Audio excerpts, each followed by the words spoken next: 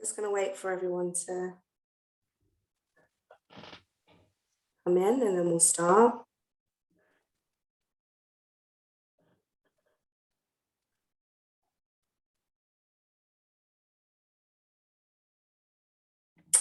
Okay, hi everyone. Welcome to the first session for the Festival of Learning. My name is Alicia. I am the Funding Collaboration Coordinator at London Funders. And today's session will be on London Funders and Friends, lessons on building a more diverse funding sector. So just a quick overview of the Festival of Learning and what it is. The festival is all about bringing our members together for reflections, learning and insights from the last year that can serve as a springboard for discussion and action in the funding community, helping to capture the best of what we've done together, amplify this, and build a movement for positive and progressive change. The ambition for our learning programme is to ensure that of all the positive changes funders made during the pandemic stick, and that we look to the future with renewed confidence and ambition. The Festival of Learning is an important part of this, and we hope that the festival will leave you feeling reinvigorated with insights and ideas to improve funding so that together we can support and strengthen London's communities for a better future. So just a quick overview of what the session today will cover. So we are all part of a programme called 2027, which exists as a means of encouraging grant-giving organisations to bring in people with lived experience and coming from a working class background and working within the community. Through the programme, 2027 has for the last 4 years placed people or associates with lived experience and community knowledge into organisations, including London Funders. So today in this session, London Funders will bring together some of the 2027 associates to discuss what they've learned so far since starting the programme, including what they've learned from their placements and about the wider funding sector. The session will also be an opportunity to examine why programmes like 2027 are needed within the sector and discuss what funding organisations can do to help recruit and keep diverse talent within the sector. Just a few housekeeping rules. This is a webinar. You can pose questions in the question and answer box. London Funders will be live tweeting from @London Funders, and we will share insights at the end of the day on our LinkedIn channel too. And please let us know at the event if there's anything that you would not like us to broadcast. And the hashtag for Twitter is hashtag LDNLearnFest. So quick introductions to the speakers. So we have here today Kelvin Ha, who works at City Bridge Trust. We have Kian Goodsell, who works at the Seafarers Charity. We have Daisy Hall, who works at the Childhood Trust. And we have Casey Ambridge, who works at the National Lottery Community Fund. So if I can kick off, Kelvin, if you could just obviously introduce yourself and give a few opening remarks about what you do as an associate, what you did prior to joining the programme, and one thing you've learned so far. Thanks, Alicia, and thanks everyone for joining. So my name's Kelvin, and I am an associate funding manager at City Bridge Trust. So I started in October.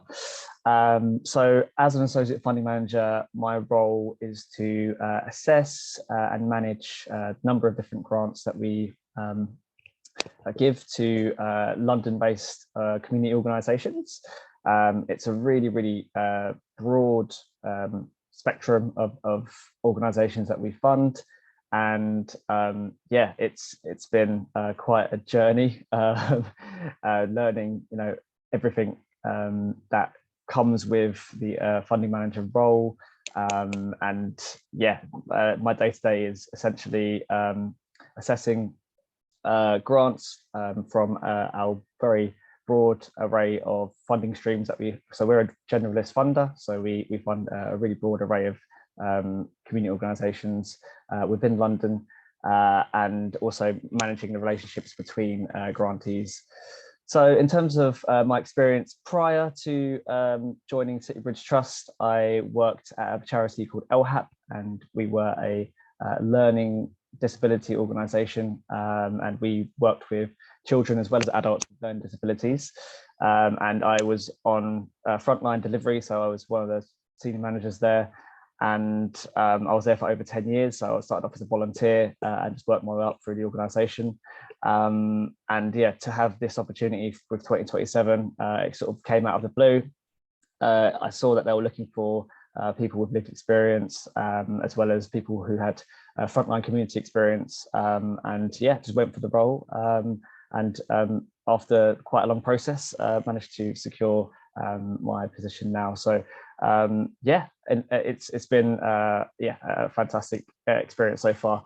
So in terms of one thing that I've learned, yeah, I mean, it's very hard to narrow it down to one thing. Lots of different things that I've learned, but I think above all, and I hope this kind of projects through the rest of the session, I think the importance of lived experience within my role has been really, really key in trying to bring that perspective and bring that outlook onto the work that CBT are doing.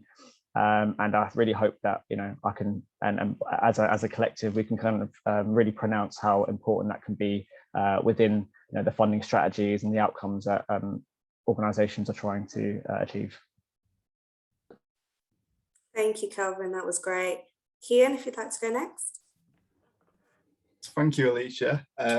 So hi everyone, my name is Kian and I'm current Impact Associate with the Seafarers Charity. So my role on a day-to-day basis kind of varies quite significantly. So my primary role is kind of processing the grants, going through the recommendations, also the financial assessments.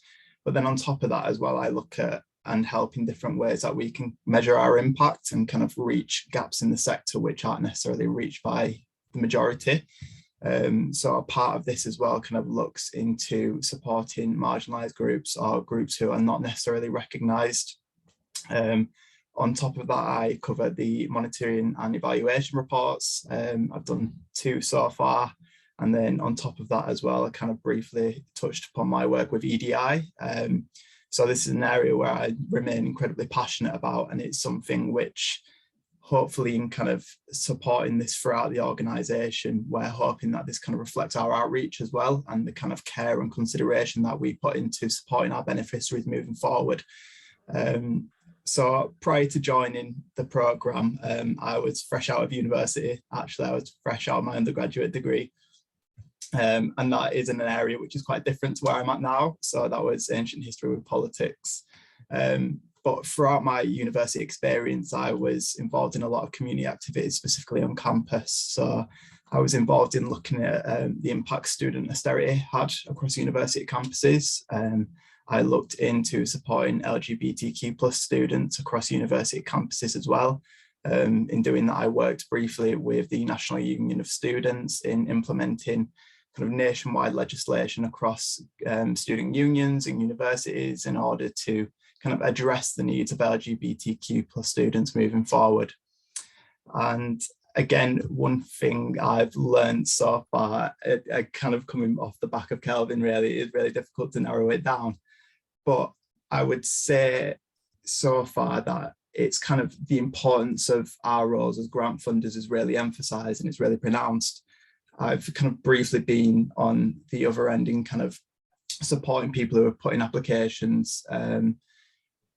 But when you're in this role, you kind of understand the weight and the pressure, having had that lived experience of being on the other end of it. And I think what is so fantastic about the 2027 programme is that they're putting people who have had this experience into these roles, and hopefully by kind of us being present and us being in the room, we're able to actually offer that kind of insight, which I wouldn't say that isn't neglected per se, but again, just kind of re-emphasising the importance of it moving forward. So yeah, it's been an absolute pleasure so far. I'm going to stop rambling now, but thank you. You definitely didn't ramble, thank you. And I think we can all resonate with the last point. So thank you, Kian. Daisy, if you want to go next. Cool, thank you, Alicia, and also thank you for inviting me along today to speak here.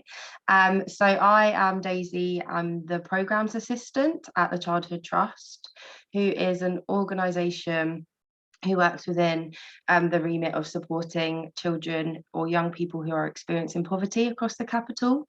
And my role is so we're quite a small team, which is one of the things I've seen probably between the 2027 associates, and there's only 2 to 3 staff in the grant giving team. So my role predominantly is to care for the day-to-day running of the campaigns that we run, and also the match funding model, supporting and liaising with charity partners. So within my role already, in the 9 months that I've been there, every day is kind of varied and we go through the various steps. Most recently just completed the application process for our upcoming campaign.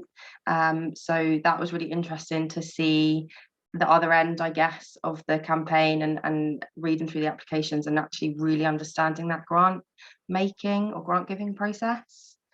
So yeah, I feel very lucky to have that varied experience within the 9 months.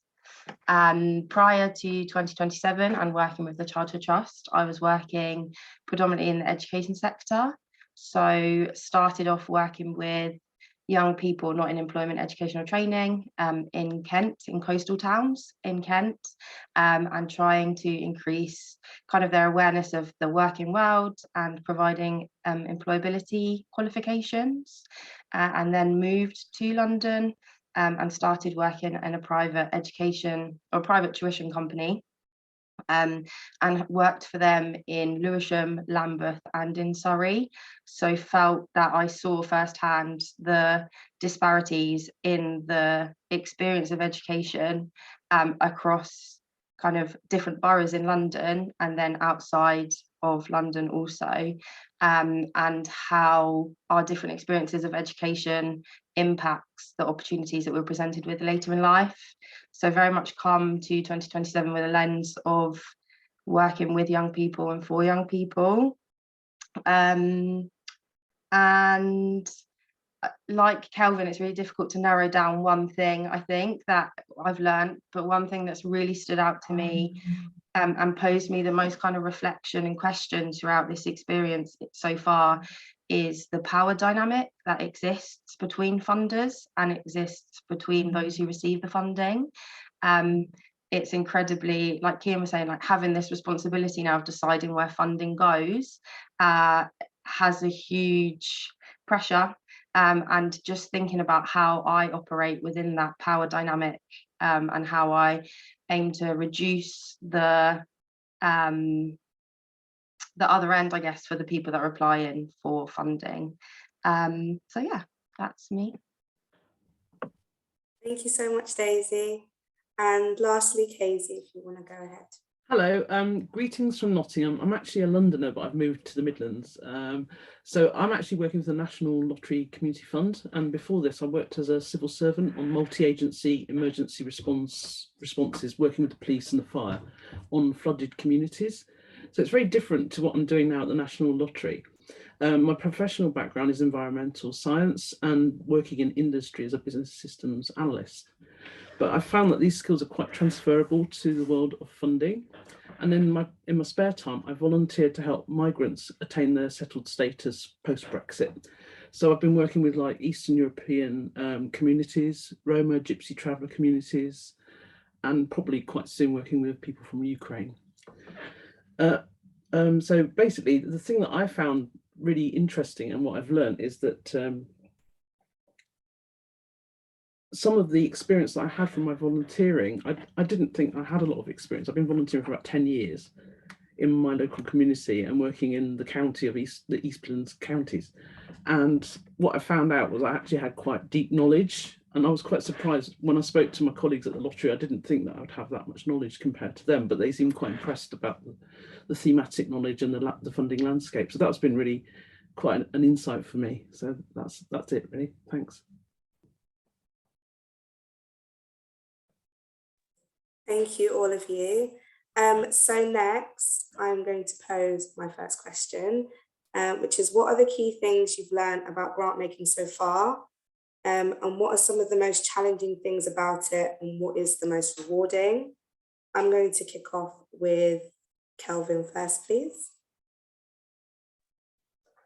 So in terms of the key things I've learned about grant making so far, I would say, yeah, I think a lot of my initial learnings was to do with, you know, learning about the structures and systems and processes in place. So having been, you know, working on the charity side of things, I was sort of shielded away and not completely aware of, you know, every single step of the process that grant making organizations go through in order to you know, make grants. And I think that was probably I'm obviously still going through that journey and process of continuing to build my knowledge on all those steps, and it can be a little bit complex, you know, and it can be a little bit challenging to get my head around sometimes, but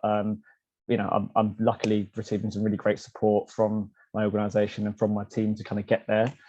And you know, that is probably one of the biggest challenges that I found really was yeah, trying to use all of those skills and knowledge that I had before and apply that over to the grant making world. But in terms of another key learning, is based on what Casey said about transferable skills. I think I didn't realize how many transferable skills I did have in order to do the role, and I think that really emphasizes how important giving opportunities for people who have lived experience and who have, you know, community experience within the grant making world, because, you know, a lot of the things and a lot of the experience that I've built over my time with LHAP in the past, I could really bring that over to CBT, and I found that even though, of course, it was difficult, the transition was difficult, I still felt as though I could,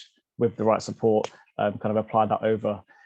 In terms of other challenges, I think you know, the grant making sector, you know, can be quite tight knit and quite a small community, and in many ways that's great. It means that, you know, communication can be really, really quick, collaboration can be, you know, really, really easy, and we've seen, you know, with some of the work that London Funders have been doing, you know, you can really get the message out really, really quickly. But on the flip side to that, you know, it can feel a little bit gatekeeps, and it can feel a little bit like there's, you know, barriers to that. So I think, you know, one of the challenges really would be, how do we kind of open it up more, particularly to you know, people who have that lived experience, and really try and kind of show people, like, you know what, you have this really, really relevant experience for the benefit of our communities and for the benefit of funders. You know, we would like to kind of bring you in and see, you know, how you can really, you know, use that experience to another degree.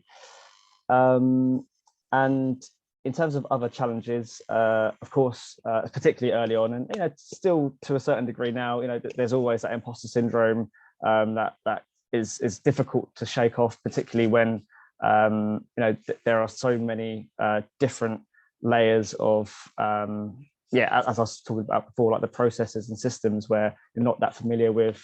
You know, I've had to really get to grips with finances, governance, and, you know, constitutions, and a lot of things that I weren't really that comfortable with before. I've had to really get to grips with now, as it's, you know, a big part of my role. So yeah, I think those were one of the biggest challenges that I faced. And yeah, I think in terms of rewarding, there is nothing quite like being able to add a different perspective to the conversation that hasn't been spoken about, and to offer insight that may or may not have been added before. You know, it is, thinking about my organization now, it's certainly more diverse than even when I first started within the past 6 or 7 months. But I think being able to bring that kind of firsthand lived experience is really, really rewarding, because you know that you're bringing with you, we're bridging that gap between both the communities and the charities that I've worked for over to, you know, the funders, and hoping that they can kind of build in a lot of that knowledge and a lot of that experience into what they're doing. Thank you, Kelvin. I definitely think the imposter syndrome, yeah, I feel that a lot. I think we all do. It can be quite a challenging space, this wonderful sector that we're working in at the moment. Kian? Yeah, I can definitely speak on imposter syndrome, absolutely. And I think that's kind of enhanced as well, kind of coming off again the back of what Calvin was saying, in the language that is used quite often and quite regularly is almost kind of done in a way which gatekeeps a lot, not only in terms of kind of our relationship with our bosses or our relationships throughout the entire organization, but that language also manifests in what's kind of being given over to the applicants as well. It's difficult for some early organizations to actually come forward and know what to write and know how to apply in a way which actually gets that message across. And I think that is a difficulty which is quite common throughout the sector. Also, I think the job in itself can be quite emotionally taxing. I didn't quite realize that before entering the role. I suppose that's to my own naivety, but it kind of comes back into, again, what I was saying earlier, in that you have a little bit of knowledge and you have a little bit of awareness of how much this kind of means to a certain community or a certain group who's applying for this funding, because they're really relying on it. And what is fantastic is when you give the money over and they're able to do what they need to do with it. But I suppose what you don't really anticipate is the amount of difficulties or other issues which they may not have anticipated before applying, or we may not have anticipated before they applied as well. And that kind of can spring up out of nowhere sometimes, and that's where the difficulty lies. So you'll end up with an applicant who's applying the year later, and they're going, okay, we need a little bit more money now because we didn't realize that this challenge would kind of arise out of nowhere. And so I think that's part of our responsibility as well, not just as an organisation, but throughout the entire sector as well, is to constantly kind of keep tabs on those who we are supporting as well, because I think that's where the development really comes in knowing that we can go, right, we're giving you this kind of amount of money to support you on your journey, but we want you to know that we're really invested in it also. And in doing that, it's kind of about that kind of regular check-ins as well, those regular kind of conversations, and going, right, is there anything that you hadn't expected? Is there anything that you need moving forward? What can we really do to help you? And I suppose kind of a slightly separate topic as well, but kind of related. The sector in itself is incredible in that we are able to provide the opportunities that I've just spoken about, but also there are a few areas where we really need to kind of update ourselves on as well.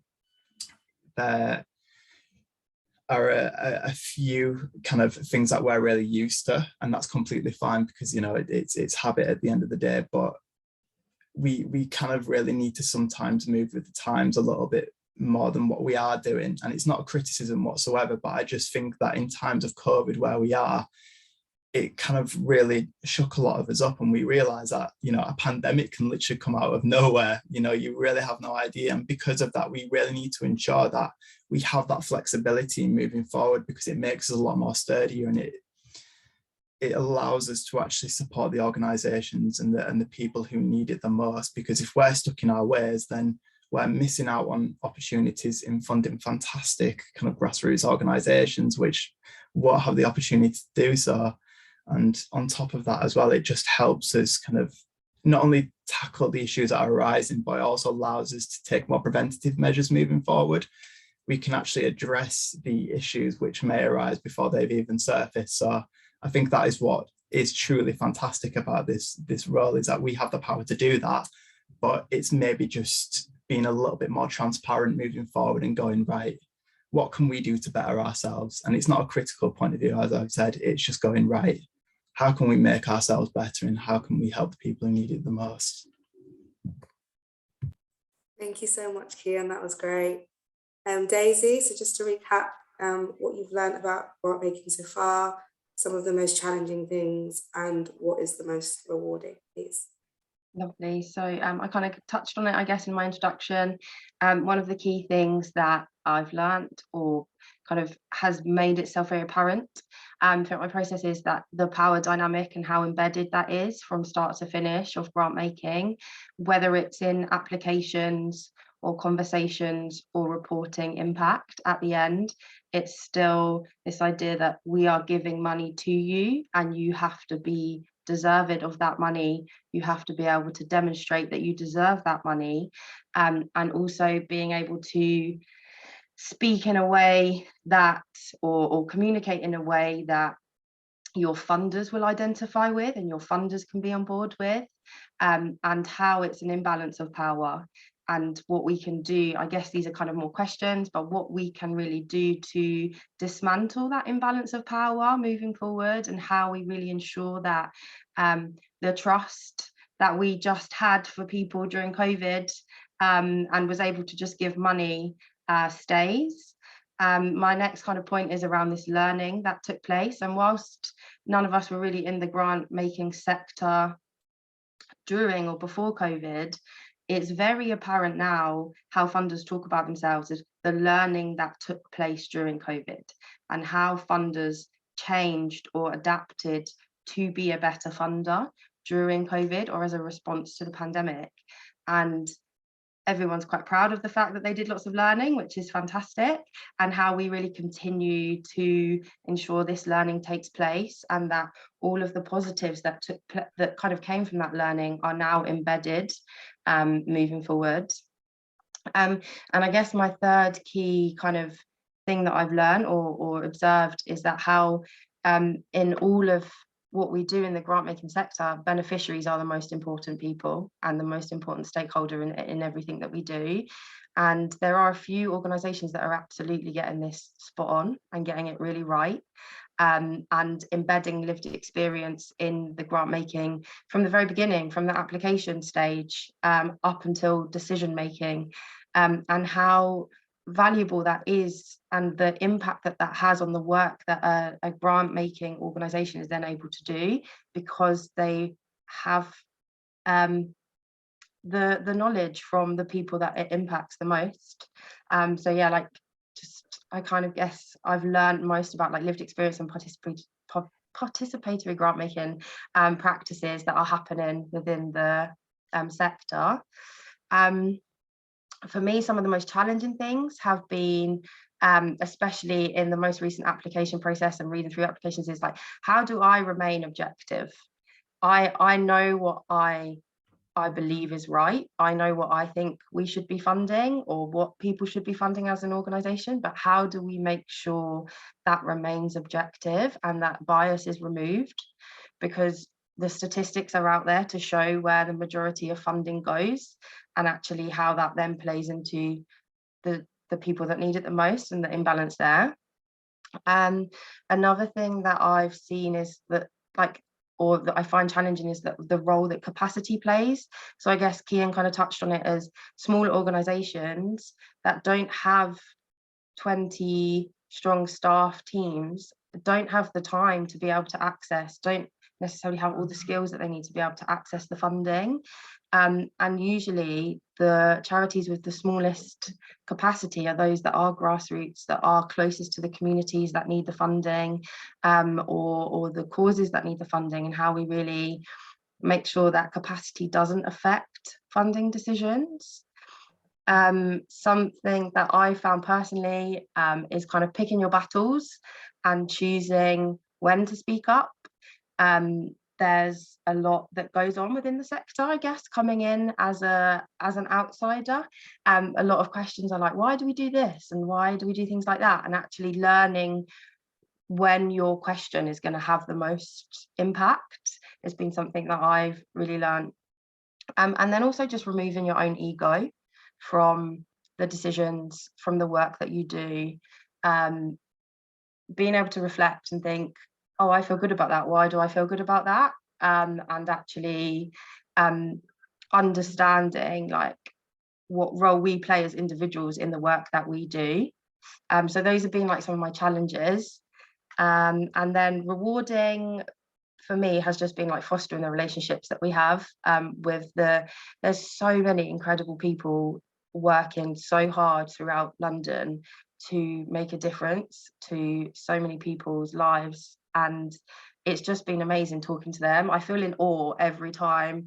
Like, I feel like the power balance is the other way when I speak to the people that are leading organizations, and seeing, like, kind of talking to organizations that really do, I mean, I'm coming from a youth-led background, so seeing where young people do have a voice and have been included in decision making, and then also seeing where the funding goes, so seeing the impact that that has.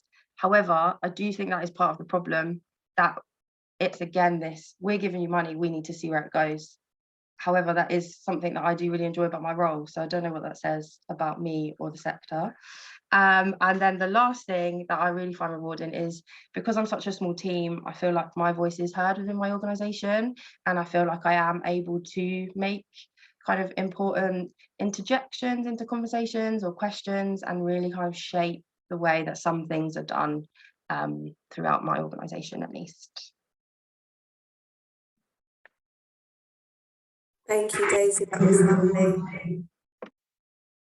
Oh, yeah, I think I can definitely resonate with the emotion that Kiwan and you just touched on earlier, and also the removing yourself. I'm not actually a grant maker myself, but I have worked on some grants, and it can be really difficult to kind of come into this space and be saying to these organizations, no, you can't have this funding. Like, who am I to say no to an organization who's been doing this for years? It's very, yeah, the power struggle can be very difficult sometimes. And I know I've definitely struggled with that in the past. So thank you all for bringing that up. And it's nice to not feel alone.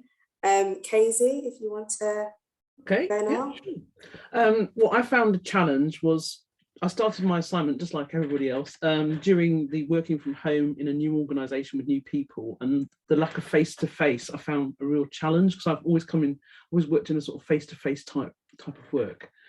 I think for me, learning the grant making system remotely was very, very complex for a first-time user. And you've already mentioned imposter syndrome. I was like, will I ever be able to write a complex and nuanced assessment? One of the reasons that I say that is I've recently been diagnosed as neurodiverse, and that includes dyslexia and a few other things that start with dys. And I think although they help me create empathy for others and their struggles, I'm trying to strike the right balance between being non-judgmental yet discerning. And that's really, really sort of like very, very, very subtle, I think.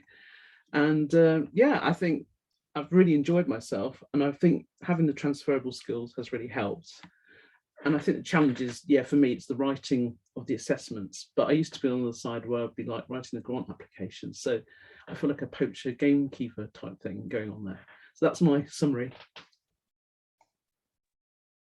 Thank you so much, Casey. I'm definitely feeling a theme running through first question. So the next question I'm going to pose to all of the panelists are, do you think introducing people with lived experience of working within communities into the sector is crucial? You've kind of touched on this a little bit, but just if you can expand. And what are some of the challenges with this, and potentially some of the opportunities? So I'm going to go back to Kelvin again, please.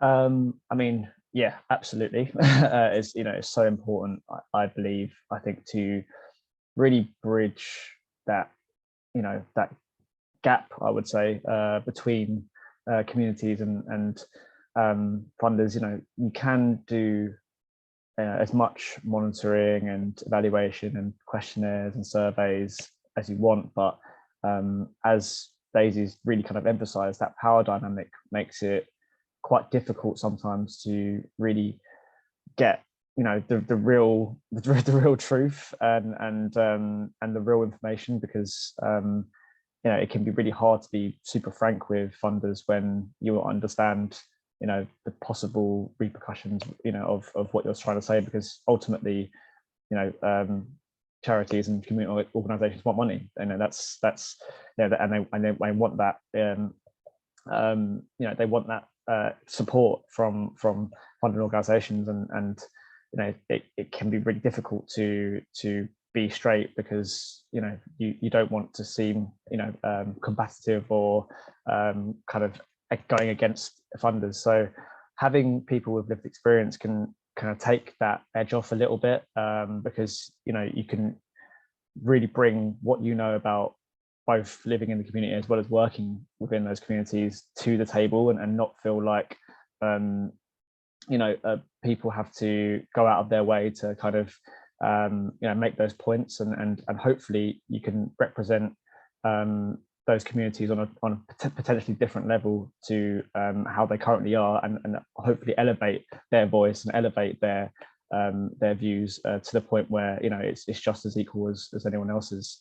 I think one of the biggest challenges, I would say, with that and trying to bring it in is definitely the support necessary and the time necessary to actually commit to bringing people with lived experience into organisations. Just talking firsthand from working at City Bridge Trust, they've poured a lot of time and resources into my development, and I'm super grateful for that.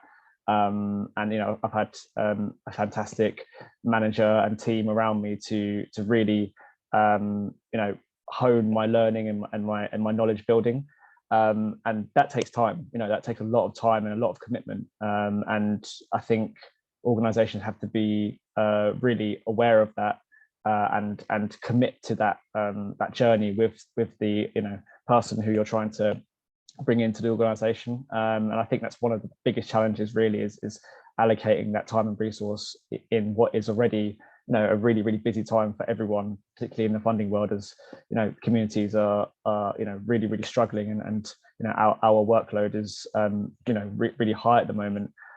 So I think there has to be a real acknowledgement from the top of organizations to say, look, if we're going to commit to this, we're going to commit to this properly, and allocating the necessary time and resources to do that. Great, thank you, Kelvin. Kian, if you'd like to go next. Yeah, I think when I was kind of considering this question, two of the key themes that came forward for me was collaboration and the recognition of privilege.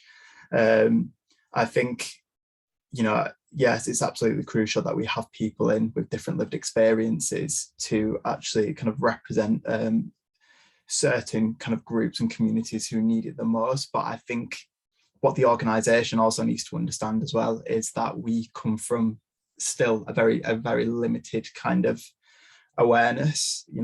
For example, I come in, as very working class. I'm openly a member of the LGBT community, but I'm also a white British man at the end of the day as well. And it's important for me to sit here as well and go, do you know what I recognise in privilege? And, I don't know the hardships which face kind of Black communities or, women on a day-to-day basis as well. So I think in recognising that as well, organisations really need to commit to not just bringing one voice in, but also bringing a variety of them in as well, just to make it as diverse as possible, so we can actually sit together and have these open conversations and going, right, okay, what do you need? What do you think is actually needed in moving forward with this as well? And, again, it's been touched upon, it is difficult to kind of distribute that time and those resources in a sector which is particularly very fast paced.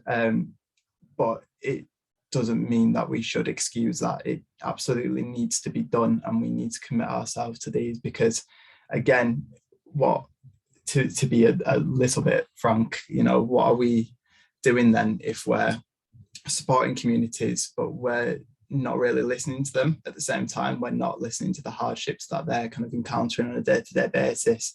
Again, it all kind of comes back into this development as well. We need to ensure that we're helping them along the way, and we need to just know when to speak as well. At the end of the day, we need to sit there and kind of have an open mind and go, okay, right, this is a very interesting point that you've raised, right? What can we do to help you in this? And again, it kind of increases that transparency as well on all fronts between us as funders with our trustees, or us with our applicants as well. And in doing that as well, we can really open the gates a little bit as well and ensure that we're doing the most that we can moving forward. And again, it's not a criticism, because, you know, it's a really difficult thing to do. It is really challenging. I'm completely aware of that. But I think it's just important that we do kind of break down those hierarchies a little bit, and we kind of know, or at least we try to know, and we try to educate ourselves on the ways that we can kind of increase that unity between all different kind of stages. Yeah. Thank you, Kian. Daisy? Yeah, so just following off the back of what you said, Kian, about kind of having more than one voice, I think that it's incredibly important that this is everywhere in an organisation. It's not just beneficiaries, it's your team, it's your recruitment process, it's your trustee board, so that there's always these conversations going on. It's not this, we need to get someone in from the community that we support to be able to speak upon the communities that we support. It needs to be this whole cultural organisation theme that runs throughout, to be able to embed it in decision making and in the work that organisations do.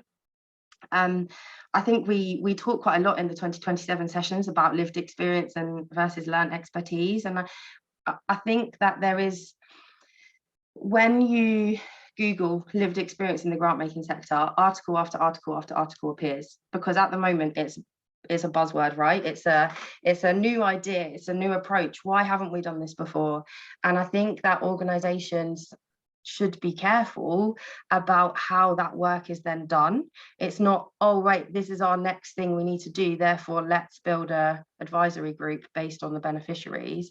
It really needs to be an understanding of why you are taking this next step, what goals you want to get out of including kind of the lived experience voice in your work, and how you can embed that in everything that you do moving forward, and make sure it's not tokenism and it's not exploitation.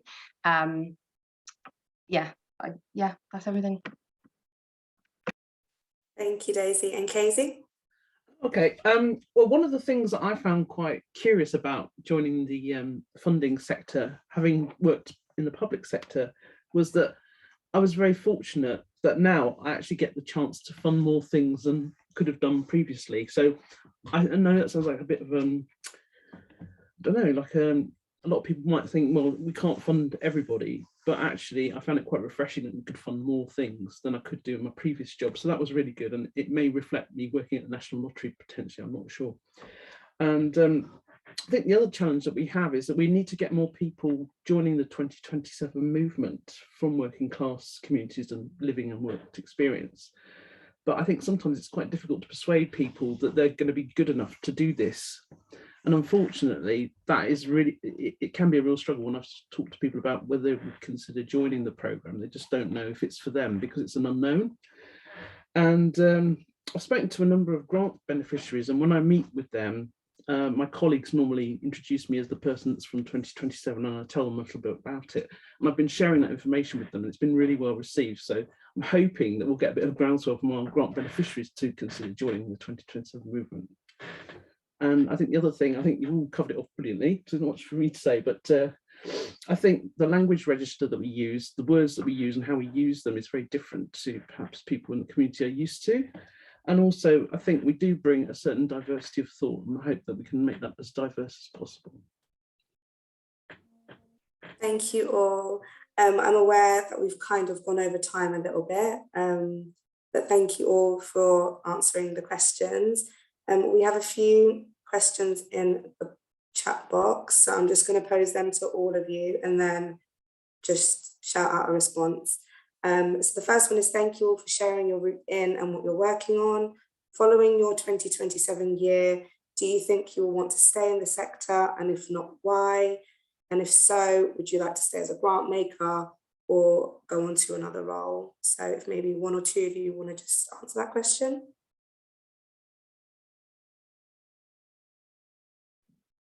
I'll go. Yeah, I would love to stay within the sector. I think it's super, yeah, it's just such an interesting role. such diverse types of work that I get to do on a day-to-day, and as Daisy said, being able to connect with such like a broad array of communities and people, and who are doing like such incredible work. It is very, very inspiring, and to try and, as I keep saying, that act as that bridge from both sides. I think I'd love to continue to try and bring that over to the funding world. And yeah, you just learn so much on a day-to-day. You learn so much because at St Ridge Trust, they're a generalist funder, so we fund such a broad array of work, and having to learn about all these different kind of challenges that communities are facing. It's been such a great journey for me, and I want to continue to be part of that, and hopefully try and contribute where I can to support those communities. Thank you so much, Kelvin. Casey, if you want to go next. I'd like to stay in the sector. I'd like to consolidate what I've learned so far this year, and hopefully write better assessments by the end of the year. But certainly I found that I'm a very curious person naturally. So I find learning about all the thematic knowledge really, really fascinating, and just like learning about people's situations and trying to see how we might be able to sort of like work with them to make things better.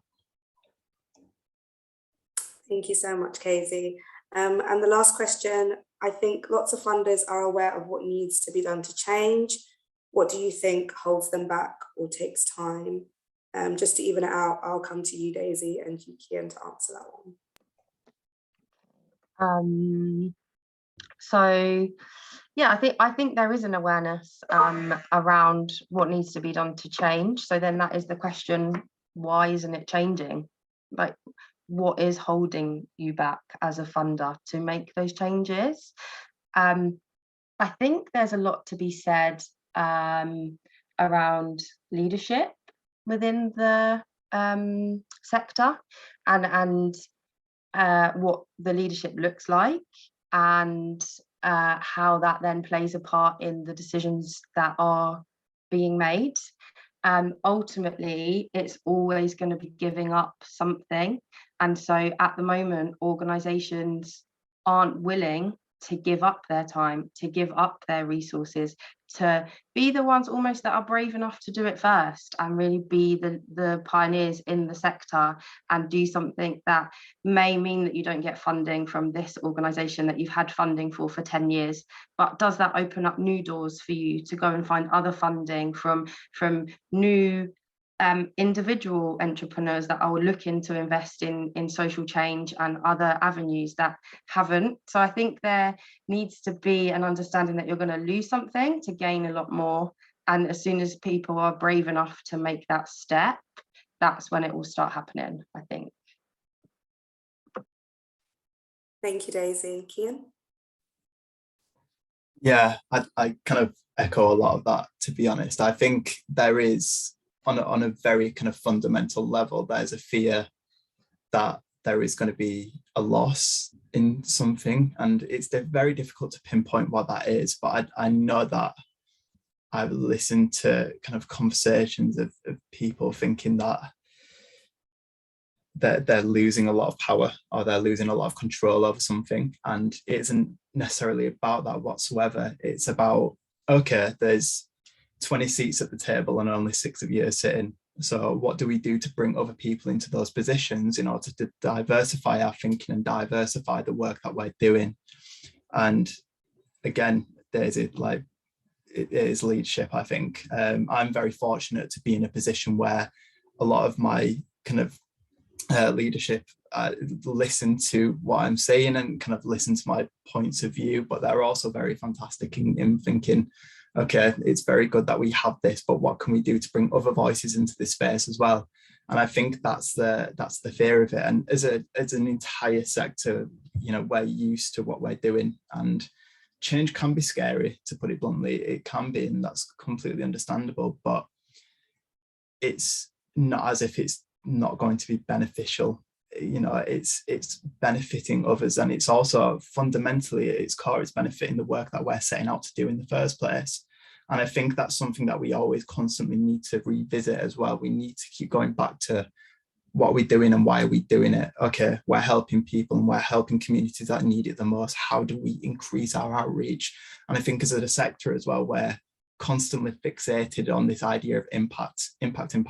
How are we measuring our impact? What can we do to increase our impact? And I think sometimes, I don't know why it happens, but I think there can be a little bit of a disconnect. So I think, again, increasing kind of the conversations that we're having on all fronts with applicants, with trustees, and going, okay, this is where we think we need to fund for X, Y, Z reason. But increasing that transparency and increasing that collaboration, I think, is something that will significantly aid us moving forward. I 100% agree. Let go of some of that power. Let the communities do what they do best. I 100% agree.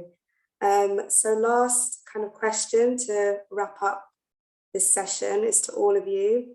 What action should we take following this discussion? So the we is London Funders as an organisation, what the members of the audience from the funding community should do, what are you going to do, and what any of us as Londoners should do. So about a minute each, if you could just quickly wrap up, what action do you think we should take? Kelvin, I'll start with you again. I think if I was try and summarize it in 1 minute, I think action is the key word. And it's very easy to kind of state your views on something, whether it's right or wrong, or what you set out to do, what you plan to do, but like, what are you actually doing? And I think that's one of the key things. So, the question that was previously asked is, what's holding back, some of the actions that you're taking, and I guess you have to really look at the root of that. What is holding back action, and how, as a organization or as a team, can you kind of get to the root of that and ask the right questions and make those right actions that will be meaningful. We don't want this to be a buzzword. We don't want this to be just tokenism. Ultimately, the greatest impact is going to be felt by real action. So yeah, let's see how we can bring that forward. Thank you, Kelvin. Kian?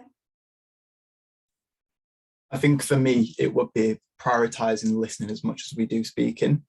I think it's such a powerful thing to sit there and with an open mind and listen to areas where we need to improve, the areas that we're doing well. I think both do come hand in hand fundamentally. And I think on a very practical front, what we can do as well is really kind of tighten up those connections on so many different levels that we have as well. I think, we can have kind of greater communication and kind of greater conversations with trustees on the work that we're doing, where we think that we're heading for this impact round as well. The communities that specifically jumped out towards the areas where we need to kind of maybe look into or investigate a little bit more. I think fundamentally it comes down to that idea of us really just needing to kind of listen, just open our minds a little bit as well. And again, that doesn't come from a critical point of view. It just comes from a point of view of there are people who need it. How do we